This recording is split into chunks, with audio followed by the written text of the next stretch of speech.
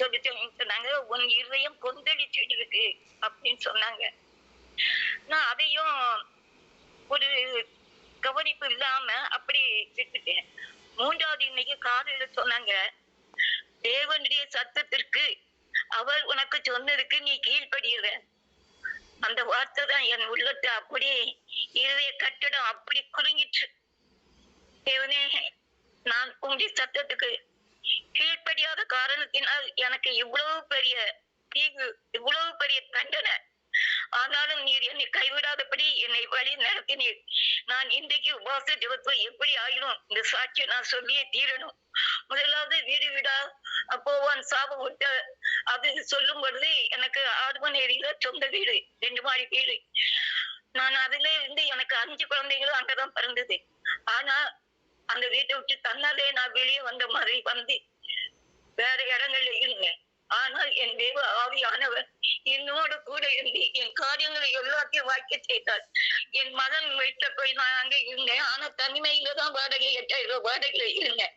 ஆனா அங்க போனது என் உள்ள எனக்கு ரொம்ப வேதனைப்பட்டு ஏன் இங்க வந்தோம் அப்படின்னு. ஏன்னா இறைமைய தீர்க்கதரிசிய காவல் சிறைச்சாலையில முற்றத்துல போடும் பொழுது அங்க இருந்து எவ்வளவு இது பண்ணிருப்பாரு. ஆனாலும் அவர் ஜெபிச்சிருப்பாரு. அதே போல நான் அந்த இடத்துல இருந்தேன். எனக்கு இப்படி திரும்ப முடியாது, ஒரு செய்தி கேட்க முடியாது, ஒரு தேவனுடைய சத்தம் கேட்காது, ஒரு ரேடியோவுல 6 மணி அடிக்கிற சத்தம் ஒண்ணுமே கேட்காது. என் உள்ள எனக்குள்ள ஒரு எப்படியாவது அங்க போயிடும்னு எங்க நேசரத்துல சபை விசுவாசிகளுக்கு போன் அடிச்சு சொல்லு, நாங்க அங்க பார்த்துக்கோம் இங்க பார்த்துக்கோம் உங்களுக்கு கிடைக்கும் அப்படி இப்படின்னு எனக்கு இந்த என் ஜனங்களின் காயங்களின் மேற்பூச்சாக பூசுகிறார்கள் மாதிரி அவங்க எனக்கு மேற்பூச்சாக பூசிட்டு இருந்தாங்க. ஆனா என் பிள்ளைகிட்ட சொன்னேன், நீங்க என்ன அனுப்பிட்டு. ஆனா என் பிள்ளைகிட்ட அவங்க சொல்லிட்டாங்க, உங்க அம்மா இங்க அனுப்பி வைக்காதீங்க, அவங்களால ஒண்ணும் செய்ய முடியாது, நாங்க தான் இது பண்ணணும், சண்டையும் சச்சரம் உங்க அம்மாவும் அனுப்பி வைக்காதீங்க பிள்ளைகிட்ட சொல்லிட்டாங்க. அது என் மகன் நான் மூத்தவன் அனுப்பி அம்மா பாப்போம் இங்கேயே வேற வீட்டுல இருங்க அப்படி இப்படின்னு சொன்னேன்.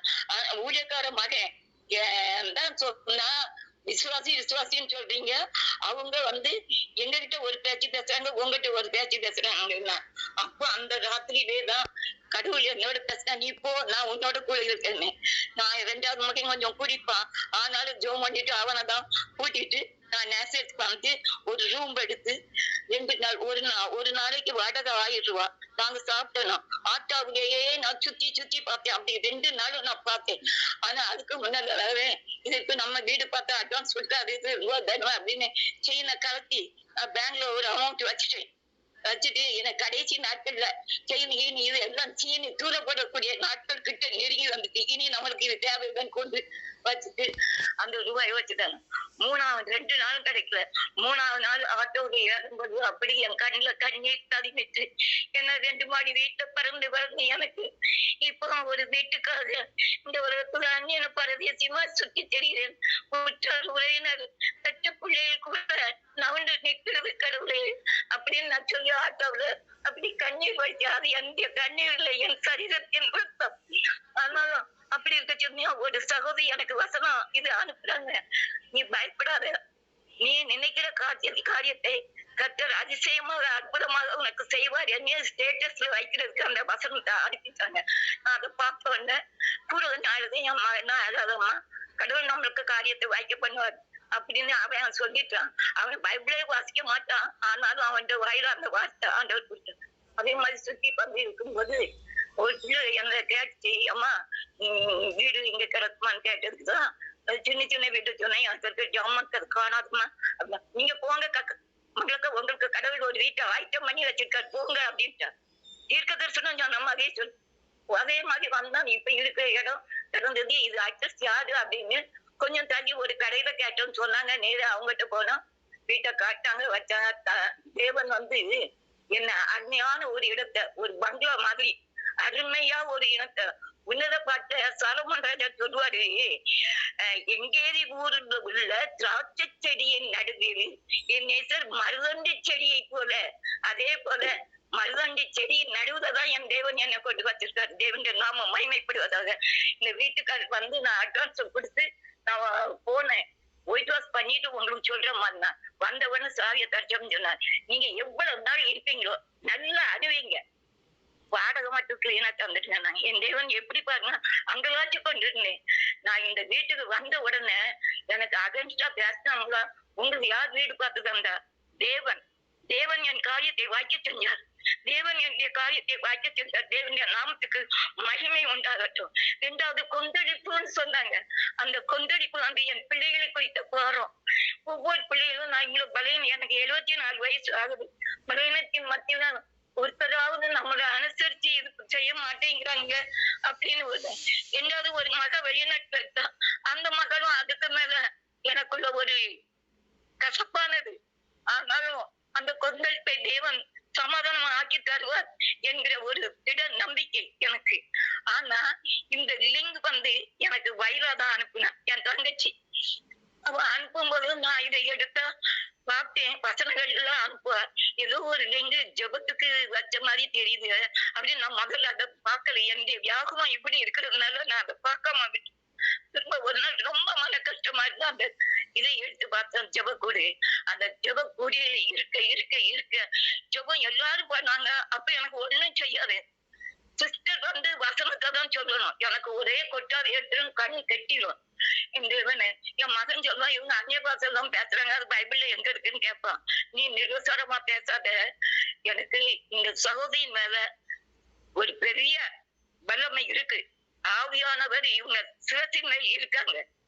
ஏன்னா இத்தனை காரியத்தை அவங்க வெளிப்படுத்திட்டாங்க.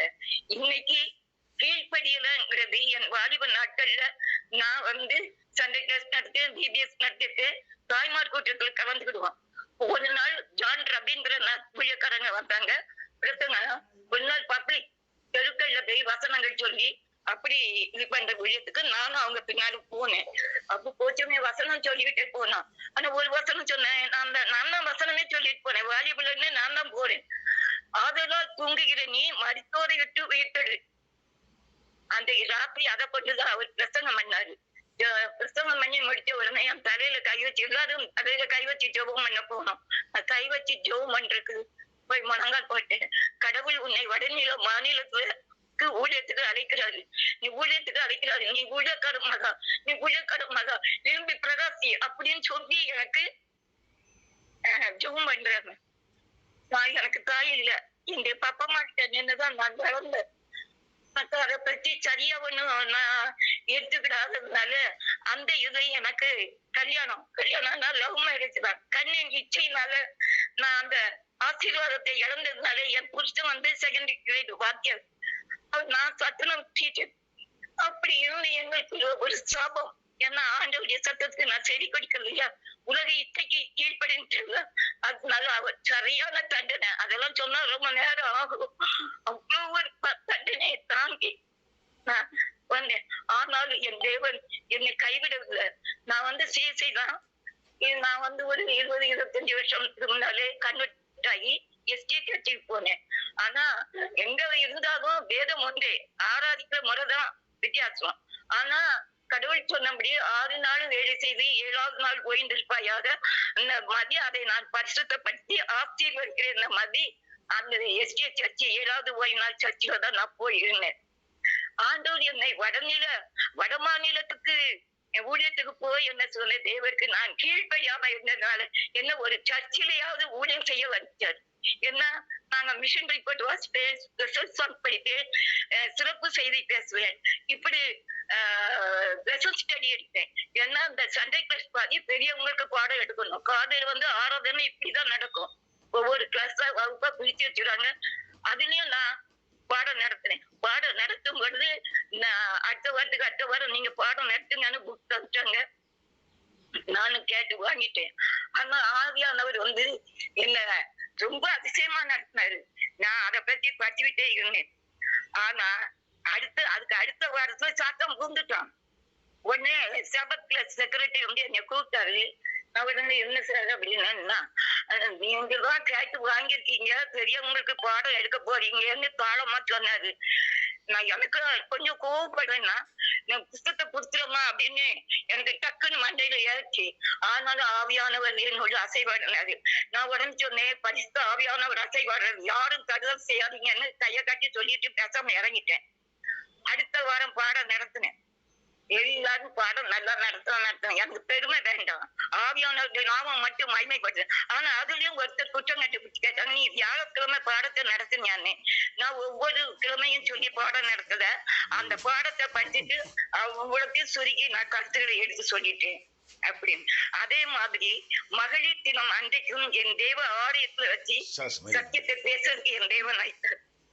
ஆனா இதெல்லாம் செஞ்ச பிறகு அந்த மனுஷர்கள் என்னை திரும்பவும் குடும்போட்டத்துக்கு திரும்பவும் குற்றம் கண்டுபிடிக்கிறதுக்காக 6வது பாடம் தானி அடுத்த மாசம் காலாண்டில் போட்டுட்டாங்க. இது என்கிட்ட சொல்லவே இல்லை. சொல்லவே இல்லை. ஒருத்தவங்க 3 நாள் கிடக்கு, ஒருத்தவங்க தான் சொல்றாங்க மங்களக்கா உங்களுக்கு தானியில் 5வது பாடத்தை போட்டிருக்கு அப்படின்னாங்க. ஏன்ட்டு ஒருத்தர் சொல்லுங்க.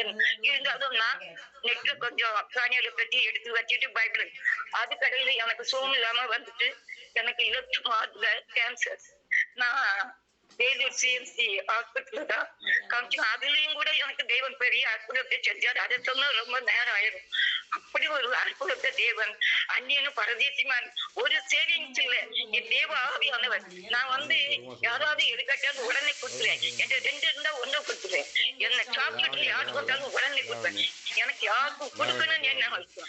இதையெல்லாம் என் தேவன் வாங்கி பரலோகத்தில் பொக்கிஷத்தில் வைத்து அதெல்லாம் சிஎம்சி ஹாஸ்பிட்டல் அப்படி சரளங்கள் போல டக்க டக்க டக்குன்னு எனக்கு இறங்கிட்டு எனக்கு ஸ்பான்சர் பண்ணாங்க. ஒருத்தர் 3 லட்சம் எனக்கு என் மருமக அங்க வேலை பார்த்ததுனால கொஞ்சம் பணத்தை குறைச்சாங்க. என் மகள் பாஸ்டர்ங்கிறதுனால அதுக்கு கொஞ்சம் பணம். எவ்வளவு அருமையாக நேர்த்தியாக என்ன வழி நடத்தினார். இப்படி அவங்க குற்றம் கண்டுபிடிச்சாங்க. ஆனாலும் என் தேவ ஆவியானவர் அவங்களுடைய இதனால எனக்கு அருமையாக ஆபரேஷன் நடந்து இது 4 ஆண்டு முடிஞ்சு இது 5வது ஆண்டு. நான் இப்ப ட்ரீட்மெண்ட்ல தான் இருக்கேன். மாத்திரை சாப்பிட்டு தான் இருக்கேன். ஆனால் தேவன் என்னை கைவிடவில்லை. ஆனாலும் இந்த சகோதரியை நான் நினைக்கும் பொழுது எனக்குள்ள உருவம் அப்பப்போ சகதியை டெய்லி நான் நினைப்பேன். ஆனா காலையில ஜெபத்துக்கு வர்றது எனக்கு ஒரு பெரிய ஆசீர்வாதம். ராத்திரி ஜெபத்துக்கு வர்றது பெரிய ஆசீர்வாதம். மத்தியானம் படுத்துக்கிட்டே நான் பேசுவேன். காலையில் உள்ள செய்தியும் ராத்திரி உள்ள செய்தியும் வச்சு ஆவியானவரே என்னை இப்படி வருங்க, நான் இப்படி செஞ்சுட்டேனே, இப்படி செஞ்ச சகோதரி. அதாவது யோவான் சொன்னாரு, இதோ உலகத்தின் பாவத்தை சுமந்து தீர்க்கிற தேவாட்டு குட்டி யோவான் சொன்னாரு. நான் இந்த சகோதரியை குறித்து சாட்சி சொல்றேன்.